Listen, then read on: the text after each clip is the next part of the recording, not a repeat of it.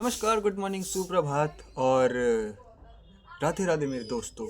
आज मैं फिर से आ चुका हूँ आपको परेशान करने। तो चलिए स्टार्ट करते हैं। आज हम करेंगे कुछ क्वेश्चंस, लेकिन उससे पहले हम पढ़ेंगे एक इंपॉर्टेंट टॉपिक जो पेपर में पक्का आएगा। इस बार तो जो पढ़ा रहा हूँ सब पेपर में आएगा ही आएगा। आज हम पढ़ेंगे कोलिजन थ्योरी। Collision theory. इससे पहले ना हम इसके कुछ टर्मिनोलॉजी समझ लेते हैं। हम इसके कुछ वर्ड्स हैं, उनका मतलब समझ लेते हैं। जैसे कि सबसे पहला हमारे पास आता है कोलिजन डायामीटर, क्योंकि कोलिजन ही है नाम में, तो हम कोलिजन ही करेंगे आज दिन भर। देखो, इतनी सी बात है। एक हमारे पे ये सुंदर सा मॉलिक्यूल है, गोल गोल, जो हमने केटीजी ने मान लिया कि ये जो मॉलिक्यूल है हमारा वो हमेशा गोल ही रहेगा। ठीक है, तो हमने ये मान लिया जब दो मॉलिक्यूल एकदम ही पास आ जाएंगे, ये दो मॉलिक्यूल टकराएंगे ना, टकराएंगे तो दो ही मॉलिक्यूल, ये दोनों एकदम ही जब पास आ जाएंगे तो ये इसका सेंटर है, ये इसका सेंटर है, ये इन दोनों के सेंटर के बीच का डिस्टेंस है। इसी डिस्टेंस को हमने सिग्मा बोल दिया। और सिग्मा क्या है? हमारा कोलिजन डायमीटर। तो इसकी डेफिनेशन क्या होगी? The point of closest approach. The point of closest approach. Spelling पे ध्यान ना दीजिए, कृपया अपनी स्पेलिंग खुद से एक बार वेरीफाई कीजिए और तब लिखिए। Distance between the centres. Distance between the center of two molecules. Center of two molecules when they are in collision. When they are in collision मतलब जब दो मॉलिक्यूल टकराएंगे तो उनके बीच का जो मिनिमम डिस्टेंस हुआ ना, क्लोजेस्ट डिस्टेंस, हमने उसको सिग्मा बोल दिया। और सिग्मा क्या है? हमारा कोलिजन डायमीटर। ठीक है, अगला हम टर्मिनोलॉजी पढ़ते हैं। यार ये टर्मिनोलॉजी, हम इसको कहेंगे अगला एट्रीब्यूट पढ़ते हैं। अगला एट्रीब्यूट है इफेक्टिव वॉल्यूम ऑफ कोलिजन। देखो, हमने दो मॉलिक्यूल के सेंटर से मान लिया था कि ये पूरा जो भी हो ना, ये सिग्मा होगा। ठीक है, effective volume of collision simple सा इतना है। If we imagine the imaginary volume of sphere with radius sigma. कहने का अर्थ ये है, जो कोलिजन डायमीटर था उसके अराउंड अगर हम एक स्फीयर को इमेजिन कर ले तो उसका जो भी वॉल्यूम होगा वो होगा हमारा effective volume of collision. Volume का फॉर्मूला हमने नर्सरी क्लास में पढ़ा था यूपीएससी की तैयारी करते हुए, V = 4/3 पाई आर क्यूब, लेकिन यहाँ पे रेडियस की जगह सिग्मा है तो हम लिखेंगे पाई सिग्मा क्यूब। तो बच्चों इसको याद रखिएगा, इसलिए कहा जाता है नर्सरी क्लास पढ़नी बहुत ज़्यादा ज़रूरी है। ठीक है, और इसमें एक चीज़ बनती है, if distance between molecules is less than sigma, मतलब अगर सिग्मा से कम डिस्टेंस है तो कोलिजन नहीं होगा, नो कोलिजन, पता नहीं क्यों। लेकिन अगर डिस्टेंस इन दोनों में, दो मॉलिक्यूल्स के बीच में सिग्मा से ज़्यादा डिस्टेंस है तो कोलिजन होगा, यस, कोलिजन होगा, यस। अगर कम है तो नहीं होगा, बात खत्म। रट लो बस इसको, ये तो थ्योरी पार्ट है, पेपर में आएगा नहीं वैसे, मतलब हाँ एक्सप्लेन करने में आ सकते हैं 2 नंबर में। लेकिन ये सब जानना ज़रूरी है, क्योंकि जब हम आगे पढ़ेंगे ना उसके बारे में जानना ये सब ज़रूरी है। फिर हम कहेंगे collision cross sectional area, COLLISION, cross sectional area. Cross sectional area, देखो सीधी सी बात है, हमने बस इतना मान लिया ये जो मॉलिक्यूल है ना, एक मॉलिक्यूल कहाँ है, मॉलिक्यूल ये रहा, एक ये मॉलिक्यूल है, एक ये मॉलिक्यूल है, एक ये मॉलिक्यूल है। हमने इसके अराउंड ना एक सिलेंडर को इमेजिन कर लिया कि ये 3 मॉलिक्यूल ऐसे लाइन में आ गए और इसके अराउंड एक हमने वो क्या कहते हैं इसको, सिलेंडर, हाँ सिलेंडर को इमेजिन कर लिया। इसका रेडियस ये सिग्मा है, तो कोलिजनल क्रॉस सेक्शन एरिया क्या होगा? The area of cylinder, surface area, curved surface area, actually curved नहीं, क्या कहते हैं, as the total area and volume is used then it is effective collision cross section area. अरे कुछ नहीं, इसको तुम क्या लिखोगे, इसको तुम सिंपल से ये लिखोगे, the area of collision, the effective area of collision with radius sigma, तो ये हो जाएगा पाई सिग्मा स्क्वायर। देखो सिंपल से, जब हमने सर्कल, सिलेंडर इन सब में पढ़ा था ना, वही है। हमने यहाँ पे इफेक्टिव वॉल्यूम निकाला 4/3 पाई सिग्मा क्यूब, और हमने यहाँ पे सरफेस एरिया निकाला। ये जो एरिया है ना, ये सुंदर सा, इसी को हमने कह दिया। और ये सिग्मा, इन दोनों के बीच, एक ये सेंटर, एक ये सेंटर, इनके बीच का डिस्टेंस सिग्मा, एक ये सेंटर, एक ये सेंटर, इन दोनों के बीच का डिस्टेंस सिग्मा। तो हमने ये कह दिया कि जो भी एरिया होगा ना कोलिजन का effective net effective surface area, हम उसको कह देंगे पाई सिग्मा स्क्वायर। ठीक है, अब अगली टर्मिनोलॉजी हम पढ़ते हैं कोलिजन नंबर। कोलिजन नंबर जिसको हम Z से डिनोट करते हैं, इट इज़ द, तो इसको सिंपल सी डेफिनेशन, इसका कोई फॉर्मूला नहीं है, it is defined as number of collisions made by a single molecule. अगर मेरी राइटिंग अच्छी नहीं लग रही तो प्लीज़ मेरी वॉइस पे ध्यान दें। पर यूनिट वॉल्यूम, पर यूनिट वॉल्यूम, पर यूनिट टाइम, पर यूनिट टाइम। कहने का अर्थ ये है 1 यूनिट वॉल्यूम में 1 सेकेंड के टाइम के अंदर एक मॉलिक्यूल कितने कोलिजन्स करता है, that is collision number Z। ठीक है, तो अब तक हमने जो पढ़ा उसको रिकैप कर लेते हैं। हमने कोलिजन डायमीटर पढ़ा कि दो मॉलिक्यूल्स अगर आपस में आ रहे कोलाइड करने के लिए तो उन दोनों के सेंटर के बीच, उन दोनों के जो सेंटर के बीच का डिस्टेंस है ना, हमने उसको सिग्मा कह दिया, like distance of closest approach. फिर हमने उसी डिस्टेंस ऑफ क्लोजेस्ट अप्रोच को इमेजिन करके हमने स्पीयर इमेजिन किया, 3D स्पीयर, तो हमने उसका वॉल्यूम निकाल दिया 4/3 पाई सिग्मा क्यूब। और हमने उन्हीं दो स्पीयर के बीच के सरफेस एरिया इमेजिन किया, उन दोनों के बीच एक सर्कल इमेजिन करके सिग्मा को रेडियस मान के हमने एक सर्कल इमेजिन किया, तो उसका जो सरफेस एरिया हुआ वो पाई सिग्मा स्क्वायर हुआ, वो इफेक्टिव एरिया ऑफ कोलिजन था, ये इफेक्टिव एरिया ऑफ वॉल्यूम है, वो इफेक्टिव कोलिजन डायमीटर है। और लास्ट में हमने डिफाइन किया कोलिजन नंबर। कोलिजन नंबर यानी कि number of collisions per unit time पर यूनिट वॉल्यूम।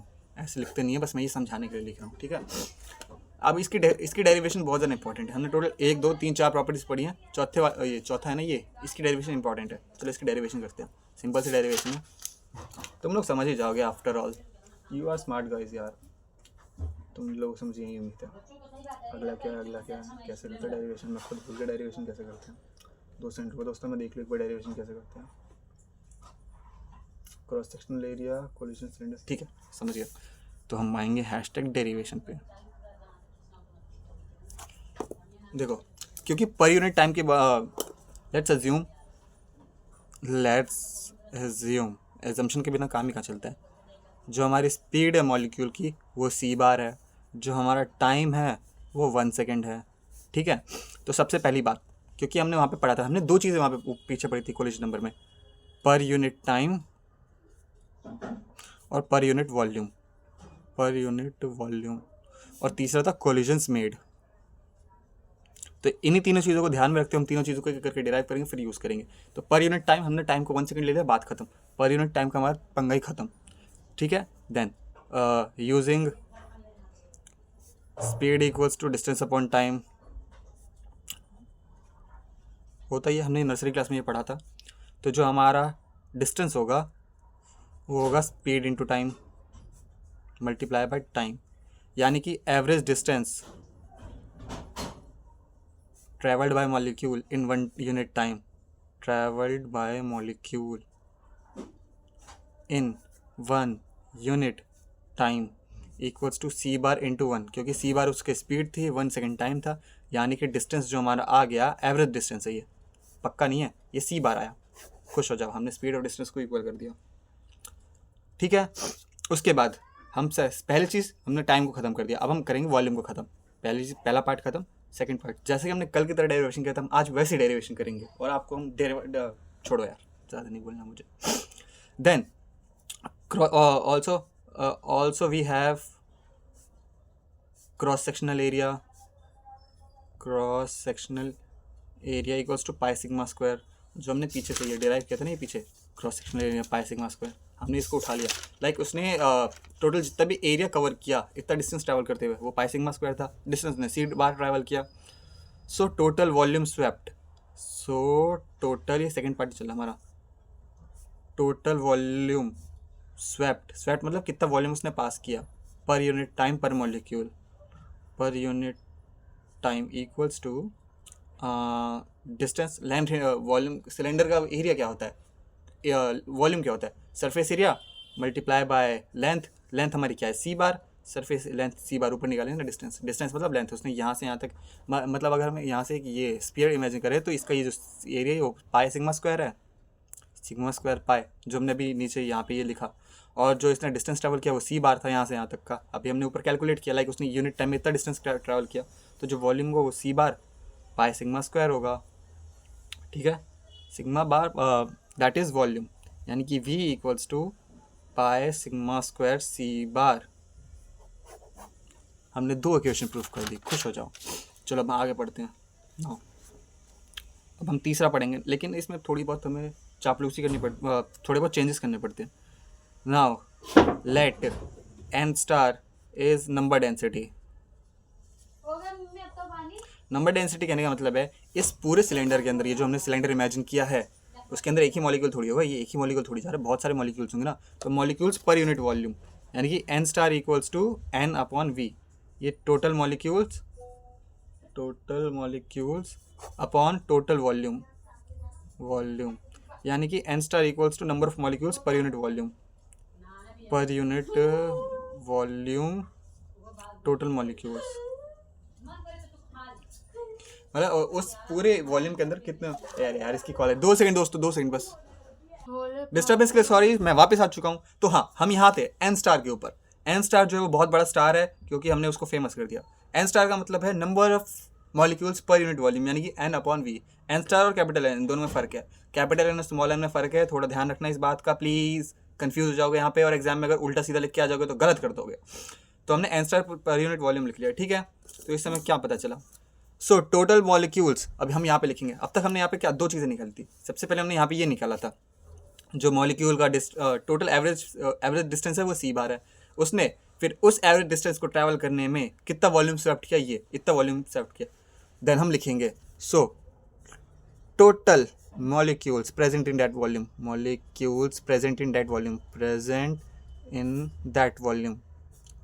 Volume n। हमें टोटल मॉलिक्यूल्स n निकालना है, n है टोटल मॉलिक्यूल्स, n स्टार तो नंबर डेंसिटी है, मतलब molecules per unit volume. n equals to n star multiply by v, यानी कि number density multiply by volume, तुम समझ ही सकते हो। So n equals to number density n star है और वॉल्यूम कितना था n स्टार। वॉल्यूम का हमने फॉर्मूला यहाँ पे निकाला था ना, पाई सिग्मा स्क्वायर सी बार। हम यहाँ पे वही लिख देंगे, पाई सिग्मा स्क्वायर सी बार। खुश हो जाओ, हमने ये निकाल लिया। तो ऊपर थोड़ा सा चेंज करते हैं, हम पर यूनिट टाइम निकालेंगे, फिर पर यूनिट वॉल्यूम निकालेंगे, फिर हम टोटल मॉलिक्यूल्स निकालेंगे। तो हमने 2 चीज़ें निकाल दी, हमने 3 चीज़ें निकाल दी। टोटल पर यूनिट टाइम हमने यूज़ कर लिया डिपेंडेंसी को, पर यूनिट वॉल्यूम की हमने डिपेंडेंसी को खत्म कर दिया, फिर हमने टोटल मॉलिक्यूल्स निकाल लिए इन दैट वॉल्यूम, ठीक है। अब हम निकालेंगे कोलिजन्स मेड, लेकिन इससे थोड़ी बहुत हम करेक्शन करेंगे। करेक्शन क्यों, ठीक है ना। Correction is what, but in real scenarios the collision is biomolecular,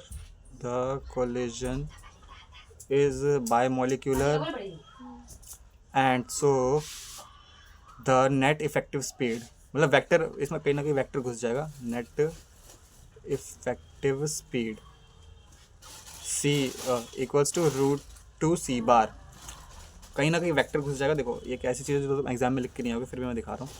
एक ये मॉलिक्यूल है, ये दोनों आपस में परपेंडिकुलर टकरा है, ये यहाँ से आ रहा है, यहाँ से आ रहा है, तो इनका जो वेक्टर रेजोल्यूशन ना हो, यहाँ पे ऐसे कुछ बनेगा। तो ये वेक्टर की वजह से ये सी बार से आ रहा है, ये सी बार से आ रहा है, तो यहाँ पे √2c बार आएगा 45 डिग्री के एंगल पे। कभी पढ़ा हो तुमने तो UKG क्लास में, एनीवेज। तो √2c बार जो है नेट इफेक्टिव स्पीड हो जाएंगी। So total molecules in that volume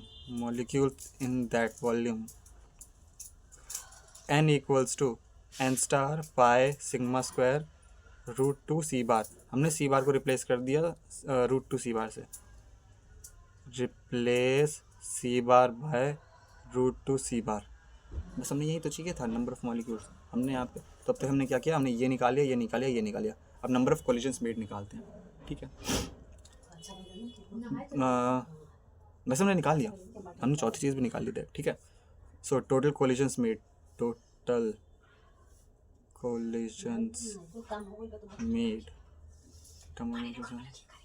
is √2 pi sigma square c bar n star.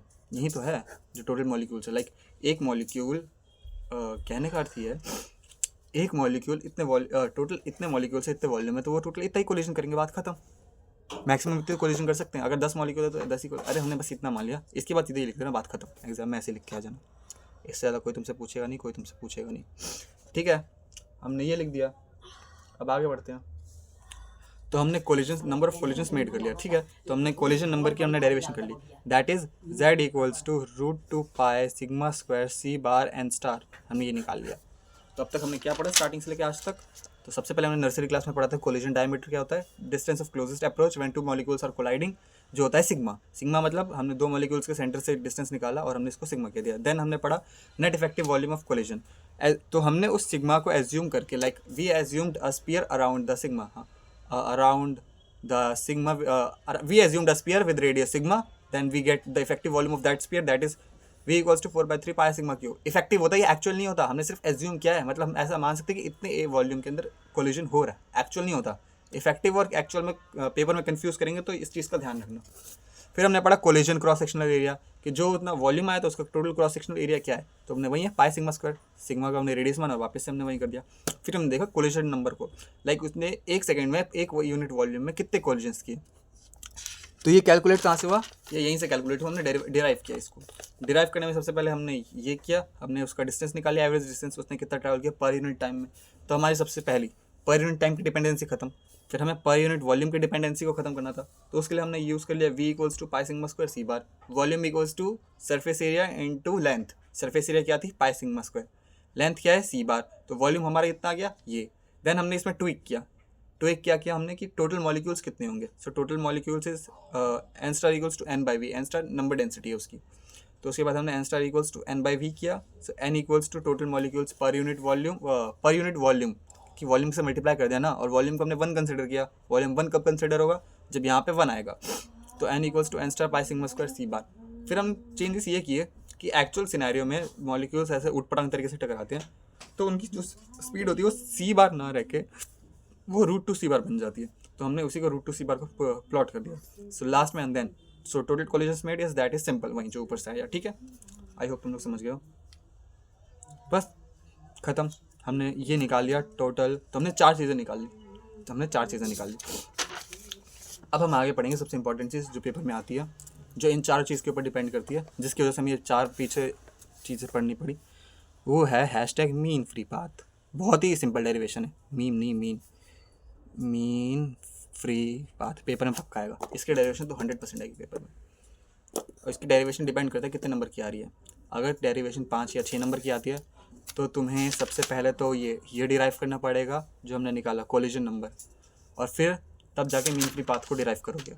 लेकिन अगर इसकी डेरिवेशन सिर्फ 2 या 3 नंबर की आती है तो तुम डायरेक्टली मीन पे ये इसका फॉर्मूला यूज़ कर सकते हो, ये z इक्वल्स टू दिस वाला, और उसके बाद तुम इसको यूज़ कर सकते हो डायरेक्ट। तो देखो मीन फ्री पाथ क्या होता है, इसको हम लैम्डा से डिनोट करते हैं, लैम्डा। तो मीन फ्री पाथ का अर्थ ये है lambda equals to number of collisions made, नहीं सॉरी गलत बता रहा हूँ मैं, lambda equals to average distance travelled per unit collisions, per unit collisions. लगता है मैं गलत लिखता हूँ, 2 सेकंड दोस्तों थोड़ा सा चेक कर लो। It is the average distance travelled by the molecules between 2 successive collisions. शुरू से करते हैं। Lambda equals to average distance travelled between 2 successive collisions. Mathematically lambda equals to average distance per unit second per unit time divided by number of collisions made per unit time, number of collision per unit time. यानी कि lambda equals to distance equals to d upon number of collision made Z. Z हमने पीछे निकाला ना, Z is number of collisions made per unit time. यहाँ पे ये Z ही तो निकाला था हमने सुंदर सा, ठीक है। तो लैम्डा का मतलब ये हो गया डिस्टेंस हमने कितना ट्रैवल किया, उसने सी बार का डिस्टेंस ट्रैवल किया जो हमने पीछे निकाला था, यह ना ये एवरेज डिस्टेंस ट्रैवल सी बार। उसने सी बार डिस्टेंस ट्रैवल किया 1 यूनिट टाइम में, हमने ऊपर निकाला ना per unit time distance equal to speed into time. तो पर यूनिट टाइम उसने सी बार डिस्टेंस ट्रैवल किया, और टोटल कोलिजन्स कितने बनाए, ये z की वैल्यू क्या थी, √2 pi sigma square c bar n star. So ये आया √2 pi sigma square n star c bar से सी बार को काटो, lambda equals to 1 upon √2 pi sigma square n star. बस यही तो फॉर्मूला है, इतना ही तो प्रूफ करना था, सिंपल। तो इसलिए अगर 2 नंबर में आता है तो डायरेक्टली Z को डायरेक्टली यूज़ करो, D को डायरेक्टली यूज़ करो और खुश हो जाओ। लेकिन अगर 5 नंबर में आता है तो ये डिराइव करो पहले कोलिजन नंबर, और उसके बाद उसको इसमें सब्स्टिट्यूट करो और फिर कर दो, सिंपल ही तो इसमें है ही क्या। अब मीन फ्री पाथ का मतलब ये है, मॉलिक्यूल ये रहा हमारा मॉलिक्यूल, ये दूसरा मॉलिक्यूल है, ये तीसरा मॉलिक्यूल है, ये मॉलिक्यूल इससे टकराया फिर इससे टकराया, तो इन दोनों के बीच में जो इसने यहाँ से यहाँ तक D1 डिस्टेंस ट्रैवल किया, इसने यहाँ से यहाँ तक D2 डिस्टेंस ट्रैवल किया, तो D1 और D2 का एवरेज होता है बस D1 plus D2/2 lambda equals to, simple से इतनी सी बात है। लेकिन उसने 2 लगातार कोलिजन्स के बीच में उसने 2 लगातार कोलिजन्स के बीच में कितना डिस्टेंस ट्रैवल किया, सिंपल से इतनी सी बात है मीन फ्री पाथ। पेपर में इससे ज़्यादा आएगा नहीं। हाँ, एक चीज़ पेपर में ज़रूर आएगी, वो है टेम्परेचर एंड प्रेशर डिपेंडेंसी, ठीक है। तो उससे पहले हम एक चीज़ करते हैं, temperature and pressure dependency. Like ये जो मीन फ्री पाथ है ना, वो एक्चुअल में टेम्परेचर और प्रेशर पे कैसे डिपेंड करता है। बाबू अब हम आए रहे पूजा करने। डिस्टर्बेंस के लिए अगेन सॉरी गाइस, चलो वापस से आते हैं। देखो टेम्परेचर एंड प्रेशर डिपेंडेंसी, ये जो मीन फ्री पाथ है ना लैम्डा, ये टेम्परेचर और प्रेशर पे कैसे डिपेंड करता है। तो देखो उसके लिए हम यूज़ करेंगे ideal gas equation, PV equals to capital N KBT। भले ये आइडियल गैस इक्वेशन नहीं है, जो आइडियल गैस इक्वेशन होती है ना वो ये होती है, PV equals to small n capital RT। तो ये स्मॉल n और r को हमने ट्रांसफर कर दिया कैपिटल N कैपिटल KB में, ठीक है। बस ये होती है, मतलब वैलिड इक्वेशन है, इसको तुम यूज़ कर सकते हो। सो हम लिखेंगे यूजिंग, ये सब ऊपर की बकवास मत लिखना, using PV equals to capital N KBT we have, हमारे पास क्या है, हमारे पास है N capital N divided by V capital B, V equals to pressure divided by KBT। हेरा फेरी करके तुम्हें ये आ गया। अगर हेरा फेरी नहीं आती तो हेरा फेरी 1 और हेरा फेरी 2 मेरे चैनल पे अपलोडेड है, जाकर देख सकते हो, ठीक है। तो N/V इक्वल्स टू P/KBT, ठीक है। And N/V equals to N star यानी कि नंबर डेंसिटी जो हमने ऊपर यहाँ पे निकाला था पीछे कहीं ना कहीं, ये हमने पीछे ये निकाला था ना, N star equals to number of molecules per unit volume, तो ये N स्टार यही है N/V। So P/KBT equals to N star, इससे हमें ये मिल गया।